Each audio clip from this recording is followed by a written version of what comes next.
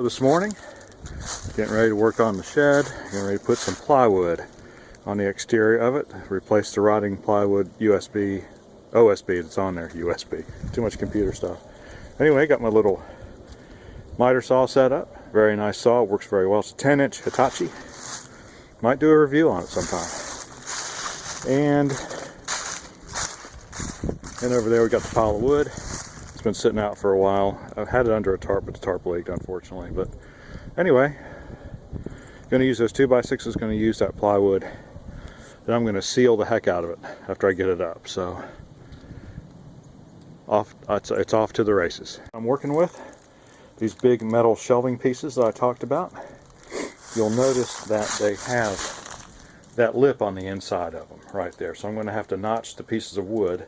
The first piece of wood's going to go down across that steel bar right there, right in that channel.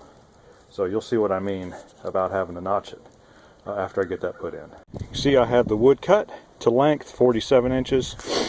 It's a 48-inch space, but I got to get it in there, so I cut it short. The real important thing is these notches have to be 42 inches apart and a ½ inch deep, so we've got those cut. We're going to see how this fits.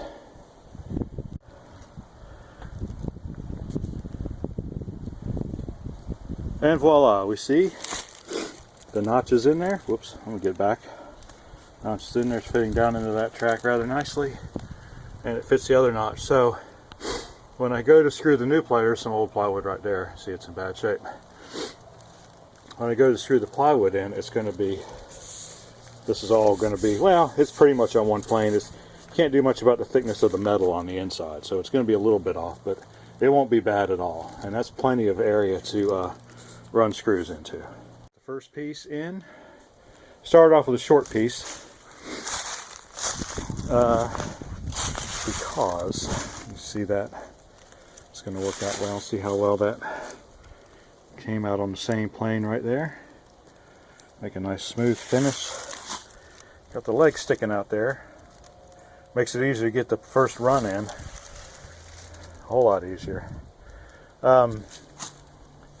Yeah, don't want to have anything break right here. Stuff right there. Yeah, don't want to have the metal, don't want to have the wood break at that joint right there in the middle of this open space. Won't have any way to tie it together. Want to make sure my joints are all, and you'll see when I do the next piece, they'll be nice and tight together. And so when I seal this thing up, we won't have to worry about water leaks. I might have to use some kind of caulk in the joints. This is kind of a low budget deal, but I'm thinking 3 or 4 coats of some good exterior stain will hold up for quite some time.